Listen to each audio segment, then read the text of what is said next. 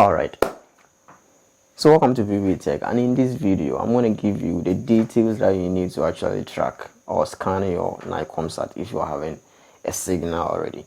So Nigcomsat, you're going to find them on the east, 42.5 degrees east, and the TP that you're going to use it to track, we have different TP, but a unique one that will actually allow you to get all the channels available on the platform will be on your screen. So that is the 12591.519 horizontal 27500, and you add this TP onto any CLI folder on your CLI receiver or any CLI finder that you are using it to track, and then turn your dish to face the east, 42.5 degrees east, and then start aligning the dish, rotating it around to get a stable signal of the Nigcomsat.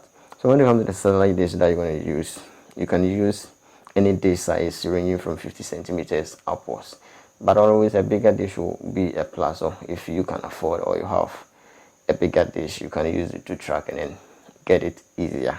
Alright, so that's it. If you find this video helpful and when you hear, you got to do subscribe, you hit the bell icon, and you come back for more. Alright, thanks for watching.